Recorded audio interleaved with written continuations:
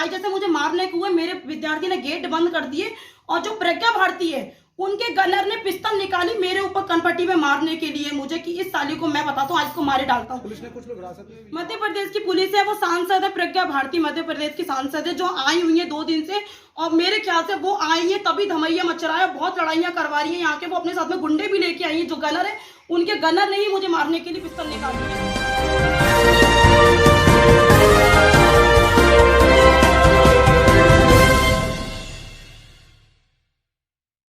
नमस्कार, आप देख रहे हैं अपना पसंदीदा सच का प्रतीक यूट्यूब चैनल खबर बुलंद भारत। भाजपा सांसद साध्वी प्रज्ञा सिंह के सुरक्षा गार्ड पर अभद्रता करने एवं धमकी देने का आरोप। भागवताचार्य के निवास पर हमले का आरोप। मथुरा से खबर बुलंद भारत के लिए कामरान अली की रिपोर्ट। धर्मनगरी वृंदावन में दिनदहाड़े एक भागवताचार्य के निवास पर हथियारबंद लोगों द्वारा हमला किए जाने का मामला सामने आया है। सूचना पाकर मौके पर पहुंची पुलिस ने 3 लोगों को हिरासत में लिया है। वहीं भागवताचार्य की पत्नी ने भोपाल से भाजपा सांसद साध्वी प्रज्ञा सिंह के सुरक्षा गार्ड एवं साथियों पर अभद्रता करने एवं धमकी देने के मामले में नामजद समेत अज्ञात लोगों के खिलाफ कोतवाली में तहरीर दी है। पुलिस मामले की जांच में जुटी है। यह मामला बांकीबिहारी पुलिस चौकी क्षेत्र अंतर्गत मोतीझील इलाके का है, जहां भागवताचार्य के निवास के समीप भूरी वाला आश्रम भी है और आश्रम में पिछले काफी समय से स्वामित्व को लेकर 2 पक्षों में विवाद चल रहा है। सांसद साध्वी प्रज्ञा सिंह रविवार रात्रि को इसी आश्रम में आई थी। भागवताचार्य कार्शनी नागेंद्र महाराज की पत्नी मीनाक्षी दत्त का आरोप है कि सांसद के साथ आए लोगों ने उनके साथ अभद्र एवं अशोभनीय भाषा का प्रयोग किया। उनके साथ आश्रम का एक संत भी था। जब उन्होंने उनकी बातों का विरोध किया तो उन्हें हथियार दिखाते हुए जान से मारने की धमकी दी। वहीं मीनाक्षी दत्त ने आप बीती हुई सुनाते हुए भाजपा सांसद साध्वी प्रज्ञा सिंह पर आरोप लगाते हुए कहा, मीनाक्षी नाम है, मीनाक्षी गौड़। ये क्या घटना हुई अभी? जो कुछ नहीं, कोई बात नहीं थी। रात में मैं खिड़की में से देख रही थी, 5-6 गाड़ियाँ आई थी, तो मुझे लगा पता नहीं गाड़ियाँ क्यों आई हैं आश्रम में सामने।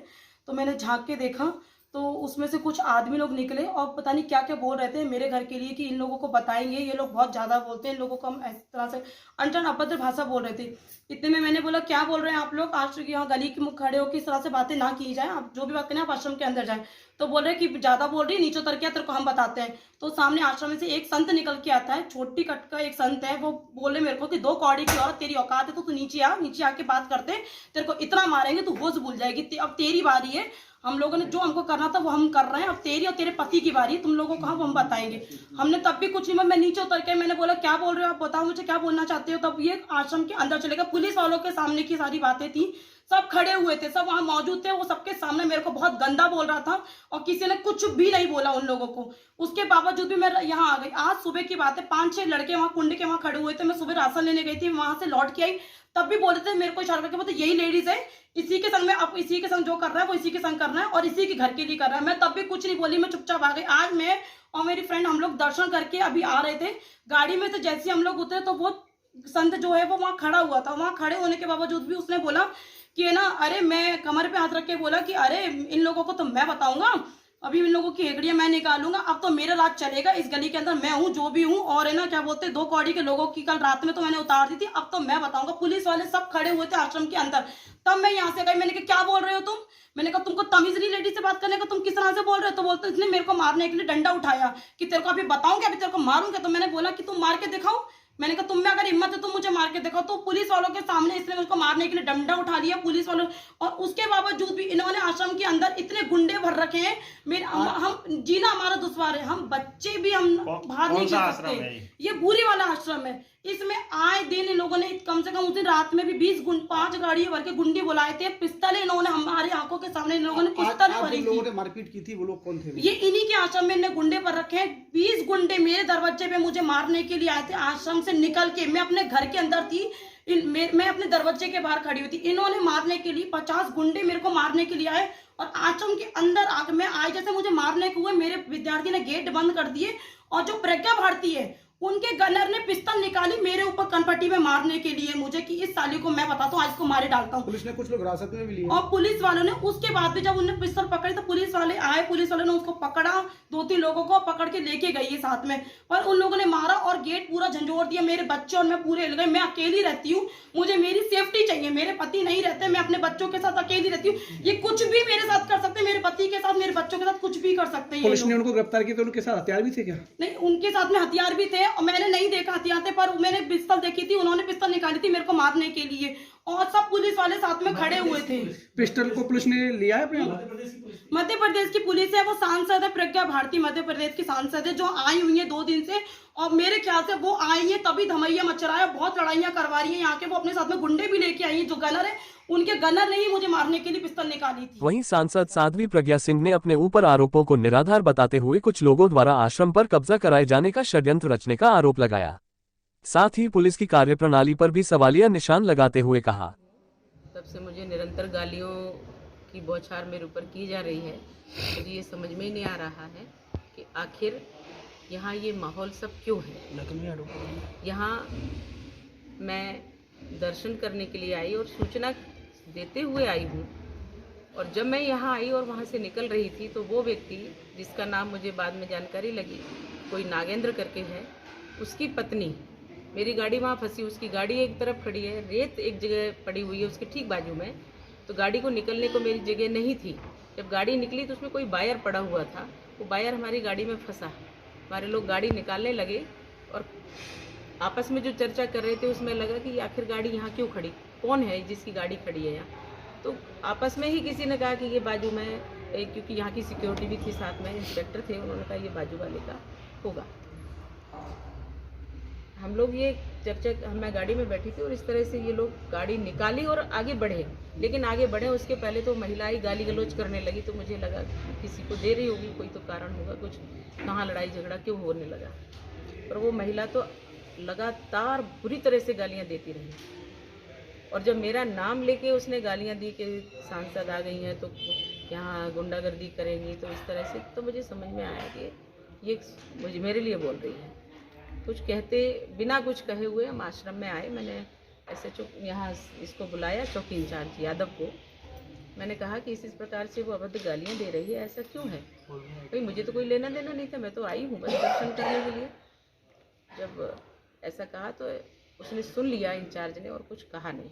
आज दोपहर में 12 बजे से बहुत ज़ोर ज़ोर से चिल्ला के वो गालियाँ दे रही थी।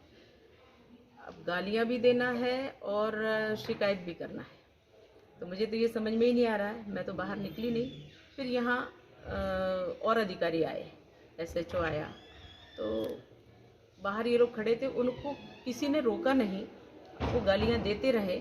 और जब हमारे नाम से भी गालियाँ कुछ देने लगे तो हमारे PSO हमारी सुरक्षा के लिए, यहाँ की सिक्योरिटी तो कुछ कह ही नहीं रही है।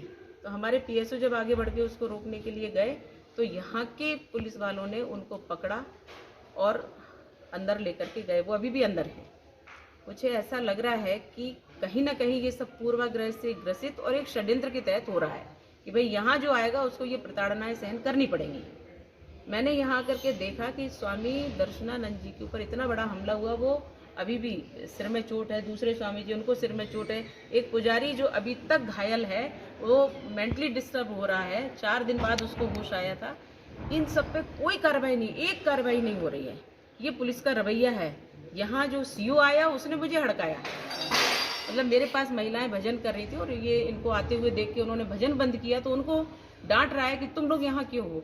मैंने कहा भाई आप मुझसे मिलने आए, मुझसे बात करिए। मैडम इस आश्रम में पहले लोकल जो पुलिस थी उसने सपोर्ट नहीं किया और आपसे भी कुछ बिल्कुल सपोर्ट नहीं किया। आपको योगी जी की सरकार है, पुलिस साधु संतों के लिए मैं कही जाती है, आपको साथ सपोर्ट नहीं किया। मैंने DGP से बात की अभी, उसके बाद अभी मैंने जो सीनियर SP हैं उनसे बात की। उन्होंने कहा कि मेरे संज्ञान में बात आ गई है। मैंने कलेक्टर को बताया मेरे संज्ञान में बात आ गई है और मैं अभी तुरंत कार्रवाई करता हूँ। ये अभी जस्ट की बात है और अभी तक ये लोग परेशान कर रहे थे। अब मेरा प्रश्न ये है कि जिस व्यक्ति के ऊपर 307 लगी है, जिस व्यक्ति के ऊपर इस पूरे हमले में संदिग्ध है वो, और उस व्यक्ति की द्वारा गालियां दी जा रही हैं, उस व्यक्ति की पत्नी के द्वारा गालियां दिलवाई जा रही हैं और उसको कोई कुछ नहीं कह रहा। आपने प्रश्न किया कि वो आरोपी है बलात्कार का, वो आरोपी है इस प्रकरण का, वो उसकी गाड़ी में हूटर लगा है, किस अधिकार से? मतलब अच्छी खासी गुंडागर्दी है ये तो। और वो व्यक्ति मुझे गालियां दे रहा है और उसका पुलिस संरक्षण कर रही है। यहाँ की पुलिस, ये जो यहाँ चौकी इंचार्ज यादव है वो खुले रूप में उनका समर्थन कर रहा है। जो सीईओ है वो उनका पूरी तरह से जो मन उसको वो बना करके मेरे पास आया था वो पूरी तरह से उनके पक्ष में था। मैंने कहा क्या बात करूं तुमसे, जो एसएचओ वो गड़बड़ है। आखिर में हम किससे कहें, यहाँ मैं तो असुरक्षित हूँ। तो क्या लगता है कि यूपी पुलिस का जो रवैया है वो यहाँ मथुरा में मैंने यहाँ देखा, वृंदावन में, कि ये जो मैंने नाम स्पष्ट बता रही हूँ, इस पोस्ट पे वो लोग बैठे हुए हैं, ये बिल्कुल अभद्र व्यवहार कर रहे हैं। मैंने डीजीपी से यही बात कही, मैंने उनसे एसपी, सीनियर एसपी से यही बात कही। अभी मैं आगे भी कार्रवाई करूंगी। मुझे ऐसा लग रहा है कि स्वामी जी को अगर कोई मिलने आएगा तो उनके जो भी मिलने आएगा वो उनको आक्रमण करेंगे, उनके ऊपर गाली गलौज करेंगे और सब करेंगे।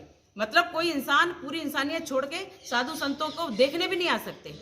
क्या सोचते हैं आप? मतलब यार सीसीटीवी कैमरे भी लगे हुए हैं, सीसीटीवी कैमरे लगे हुए हैं। अगर घटना हुई है तो उसमें है, आप मीडिया को दीजिए कि ये घटना हुई है। सुनिए, देखिए उन्होंने कोड बदला है इसका, कुछ तो यहाँ कैमरे में गड़बड़ी उन लोगों ने की है जो तोड़ने फोड़ने यहाँ पर आए हुए थे।